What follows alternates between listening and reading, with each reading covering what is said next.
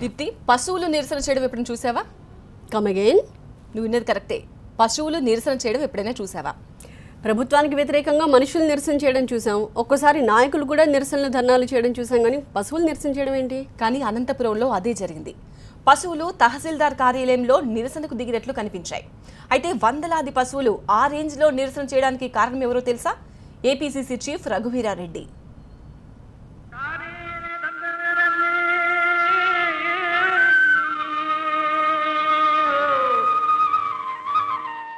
ఇది పశువుల సంత కాదు. రేపల్లె పేరుతో రామ్ చరణ్ తీస్తున్న సినిమా షూటింగ్ స్పాట్ కాదు. మూగ జీవాల ఆకలి కేకలను పట్టించుకోవాలంటూ జరుగుతున్న నిరసన.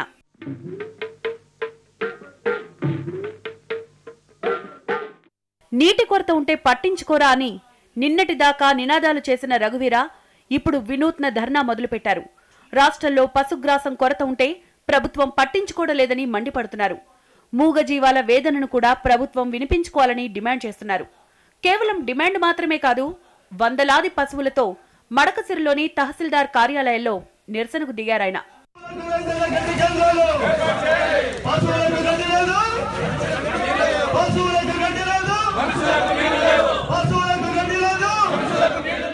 ఇక్కడ ఈ సీన్ చూస్తుంటే అసలు పశువులే అధికారుల మీద నిరసనకు దిగాయా అన్న ఫీల్ వచ్చేలా గుంపులు గుంపులుగా ఆవుల్ని తీసుకొచ్చి కట్టేశారు కాంగ్రెస్ నేతలు. రాష్ట్రంలో 6.5 లక్షల మెట్రిక్ టన్నుల పశుగ్రాసం కొరత ఉందన్నారు రఘువీరారెడ్డి. పొరుగు రాష్ట్రాల్లో పశుగ్రాసం అందిస్తుంటే ఏపీలో మాత్రం అదే పశుగ్రాసాన్ని అమ్ముకుంటున్నారని ఆరోపించారు. ఈ రోజు సంకీర్ణ ప్రభుత్వంలో రాష్ట్రంలో కేంద్రంలో బీజేపీతో మిలాఖత్ అయినటువంటి మీరు ఒక్క రూపాయి తీసుకొని రాలేకుండా పోయినారే. ఇది కేవలం ప్రారంభం మాత్రమే. పశువులు వచ్చి ఈరోజు మీ కార్యాలయాన్ని, ప్రభుత్వ కార్యాలయాన్ని ఈరోజు ముట్టడించినాయంటే ఇది ప్రారంభం మాత్రమే. వెంటనే గడ్డి కేంద్రాలను ప్రారంభం చేసి మిగిలిన కరువుకు సంబంధించిన సమస్యలను పరిష్కారం చేయకపోతే కాంగ్రెస్ పార్టీ మరింత తీవ్రంగా, ఉధృతంగా మా ఉద్యమాన్ని తీసుకెళ్తాము. కేంద్ర రాష్ట్ర ప్రభుత్వాలు మెడలు వంచి వీళ్ళకి న్యాయం జరిగేంత వరకు మేము పోరాడతాం. చర్యలు తీసుకుని అత్యంత వేగంగా గడ్డి కేంద్రాలు ఏర్పాటు చేయకపోతే రాష్ట్రమంతా ఇదే తరహాలో నిరసనలకు దిగుతామని హెచ్చరించారు. ఇకపై కార్యాలయం బయటే కాదు, తహసీల్దార్ రూంలోకి కూడా పశువులను పంపిస్తామంటున్నారు. అంతేకాదు, పశువులను తీసుకొచ్చే రైతులకు ఉచిత భోజనం కూడా అందిస్తామని హామీ ఇచ్చారు రఘువీరారెడ్డి. సంధ్య, సరికొత్త రికార్డ్ సెట్ కాబోతోంది. తెలుసు, బాహుబలి సెట్ చేయబోయే రికార్డుల గురించేగా. నో, బాహుబలి రిలీజ్ కి ఒక రోజు ముందుగానే టీఆర్ఎస్ సెట్ చేయబోతున్న రికార్డు గురించి. 2007లో అక్కడ సభ పెట్టింది, సూపర్ హిట్ కొట్టింది. 2010లో మళ్ళీ అక్కడ సభ పెట్టింది, జనంలోకి దూసుకెళ్ళిపోయింది. ఈసారి కూడా మళ్ళీ అక్కడే సభ పెడుతోంది. ఈసారి ఏకంగా రికార్డే అంటున్నారు ఆ పార్టీ శ్రేణులు. వరంగల్ సభ కోసం టీఆర్ఎస్ సకల ఏర్పాట్లు చేసేసింది. ఇక జనం జమ కావడం, విజయోత్సవాల తరహాలో సభను నిర్వహించుకోవడమే మిగిలింది.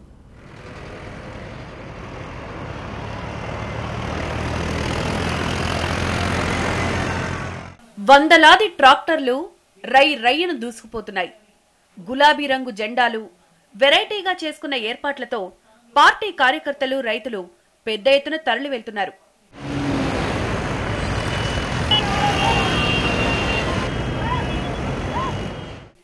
టీఆర్ఎస్ వరంగల్ సభ కోసం ఆ పార్టీ శ్రేణులు భారీగా కదులుతున్నారు. మహబూబ్ నగర్ జిల్లా నుంచి ట్రాక్టర్లలో రైతులు కదిలారు. మంత్రి జూపల్లి కృష్ణారావు నేతృత్వంలో దాదాపు 100కు పైగా ట్రాక్టర్లలో సభ కోసం తరలిస్తున్నారు. ట్రాక్టర్ల ర్యాలీతో రహదారులు నిండిపోయాయి.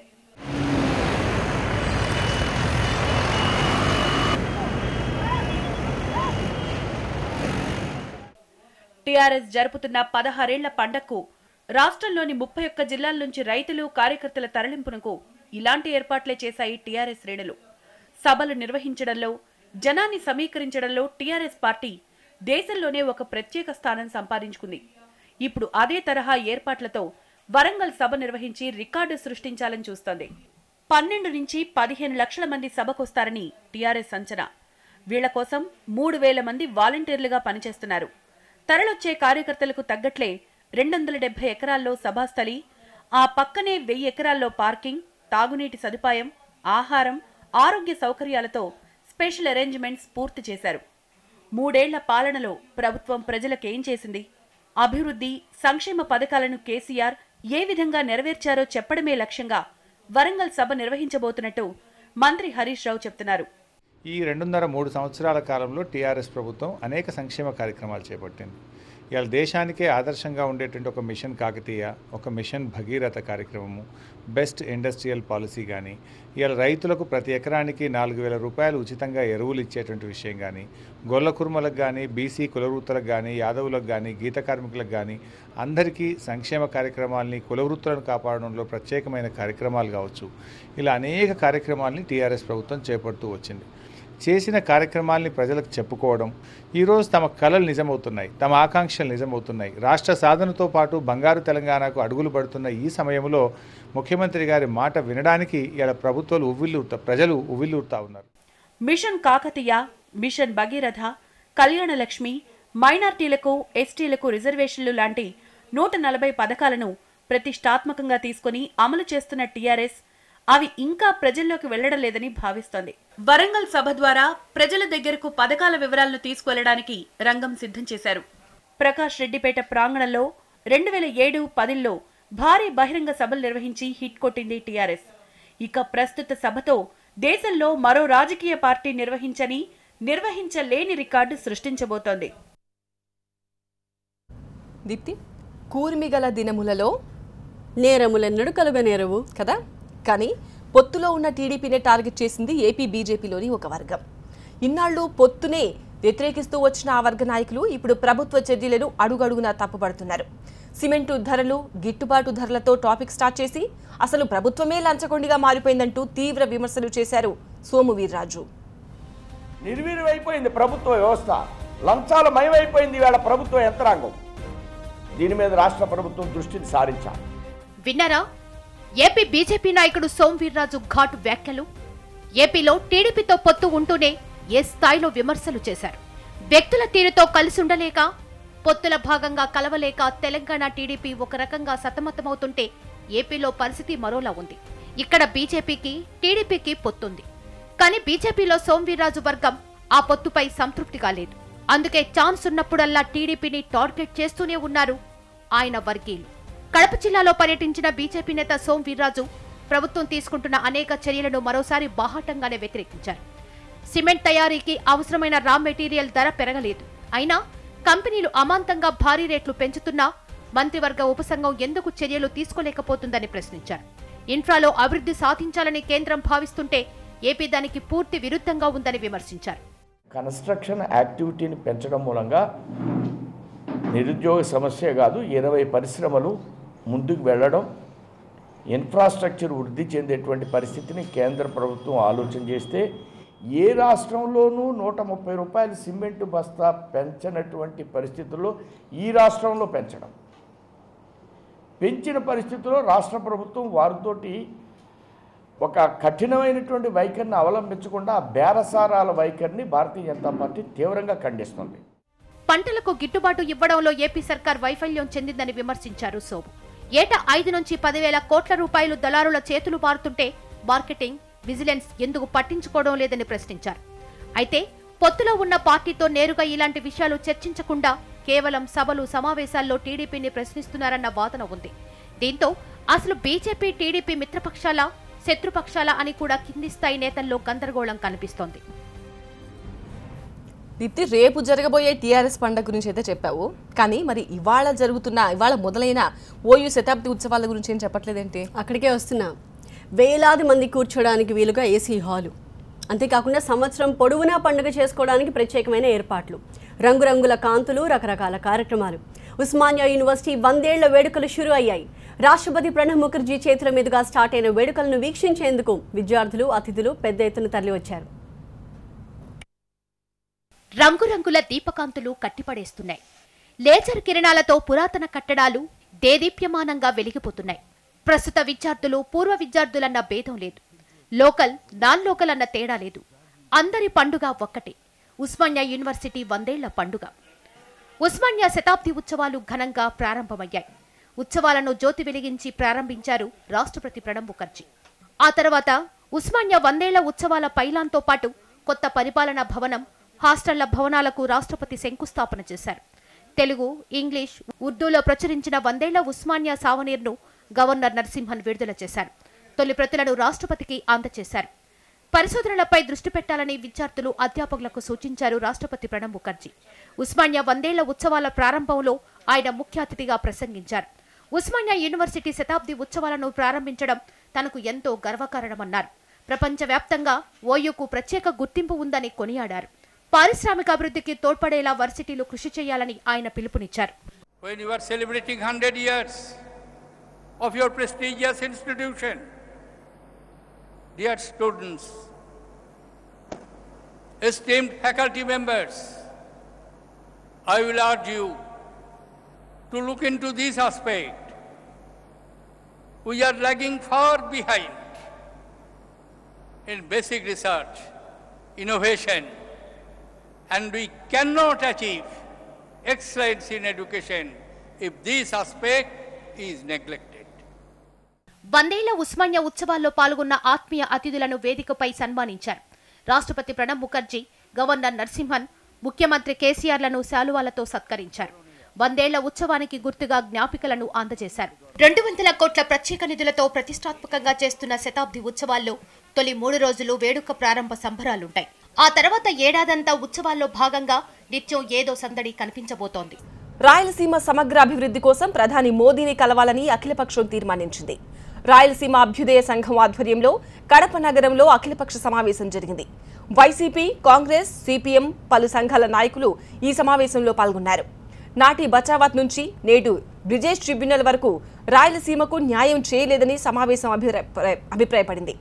బ్రిజేష్ ట్రిబ్యునల్ తీర్పును గెజిట్లో ప్రకటించేలోగా ప్రధానిని కలిసి సీమకు న్యాయం చేయాలని కోరాలని సమావేశం నిర్ణయించింది.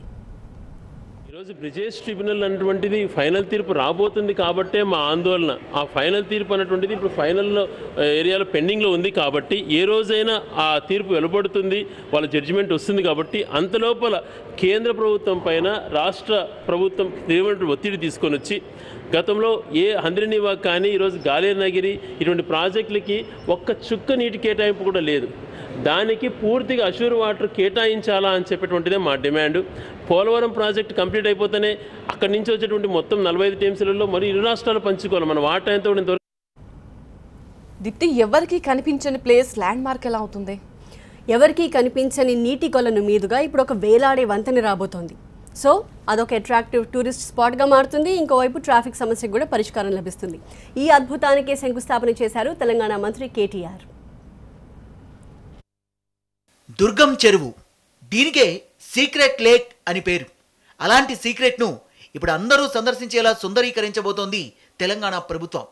టూరిజంను అట్రాక్ట్ చేయడంతో పాటే ట్రాఫిక్ కూడా చెక్ పెట్టేందుకు ఓ సస్పెన్షన్ బ్రిడ్జిను నిర్మిస్తోంది తెలంగాణ ప్రభుత్వం. 184 కోట్ల రూపాయలతో నిర్మిస్తోన్న ఈ సస్పెన్షన్ బ్రిడ్జ్ పొడవు 365 మీటర్లు.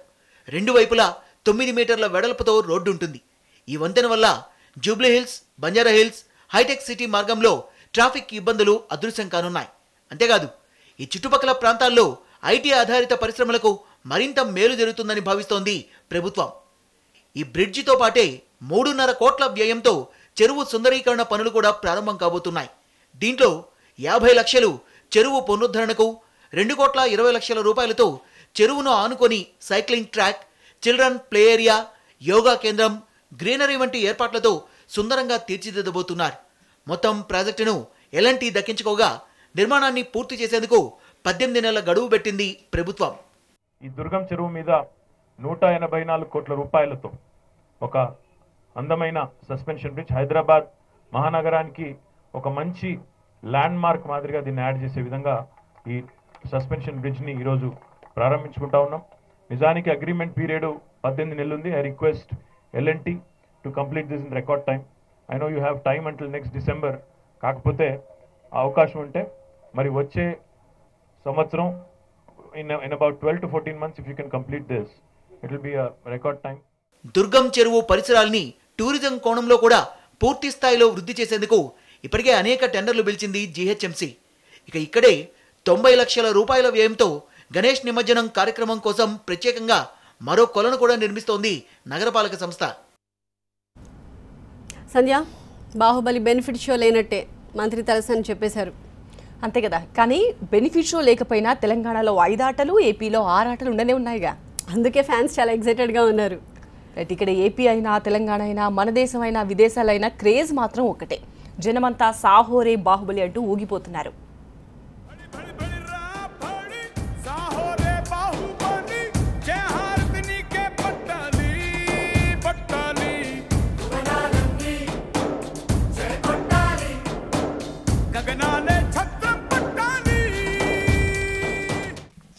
ఏపీ తెలంగాణ అనే భేదం లేదు.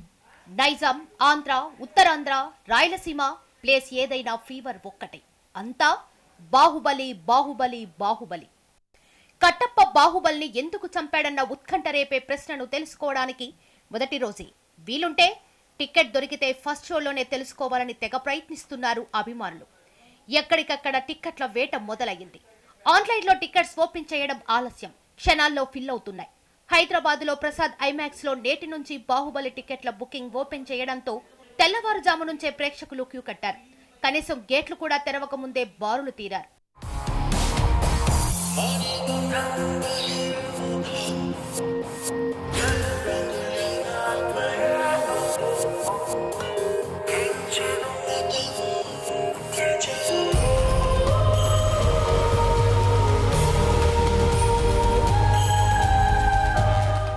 రాజమౌళి డైరెక్షన్ లో వచ్చిన Baahubali first part block buster అయింది. ప్రభాస్, రానా, అనుష్క, తమన్నా, సత్యరాజ్, రామకృష్ణ, నాజర్ ప్రతి ఒక్కరు ఎవరి స్థాయిలో వాళ్ళు ప్రేక్షకులను కట్టిపడేశారు. దానికి సెకండ్ పార్ట్ లో మరిన్ని ట్విస్టులు ఉండడంతో వాటిని ఆస్వాదించేందుకు ఆ హీరో ఈ హీరో అనే భేదాన్ని మరిచి యావత్ సినీ అభిమానులు పోటెత్తుతున్నారు. సినిమాకు ఓవర్ పబ్లిసిటీ లేదు. కేవలం ట్రైలర్స్, టీజర్స్ తోనే ప్రజల్లోకి వెళ్లిపోయింది ఈ మూవీ. ఆ క్రేజ్కు తగ్గట్టే మొదట ఏపీలో ఈ సినిమాకు రోజు 5 షోల పర్మిషన్ ఇచ్చింది. ఆ తర్వాత మూవీ యూనిట్ కోరిక మేరకు తెలంగాణలో 5 షోలకు అనుమతి దక్కింది. ఇప్పుడు బాహుబలి దెబ్బకు ఏ థియేటర్లోనూ మరో మూవీ ఆడే అవకాశం లేకుండా పోయింది. ఒక అడిషనల్ షో కావాలంటే సింగిల్ స్క్రీన్స్కు 5th షో అలో చేస్తామని అన్నారు.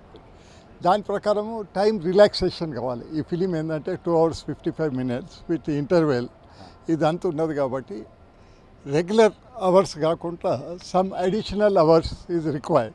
దానికి పోలీస్ వాళ్ళకు కూడా ఇన్ఫార్మ్ చేసి వాళ్ళ పర్మిషన్ కూడా తీసుకోవాల్సి ఉంటుంది. అవన్నీ రిలాక్స్ చేయమంటే తెలంగాణ గవర్నమెంట్ తరఫున అవి చేసి పెడతామని చెప్పారు. సామాన్యులతో పాటు అధికారులు, రాజకీయ నాయకులు కూడా బాహుబలి మాన్యాలోనే పడిపోయారు. కార్పొరేట్ కంపెనీలకు సెలవుల తాకిడి పెరిగింది. కొన్ని కంపెనీలైతే స్వయంగా తమ ఉద్యోగుల కోసం స్పెషల్ షోలు బుక్ చేస్తున్నాయి. మొత్తం థియేటర్స్ బుక్ కావడంతో సామాన్యులకు టిక్కెట్లు దొరకని పరిస్థితి ఎదురవుతోంది.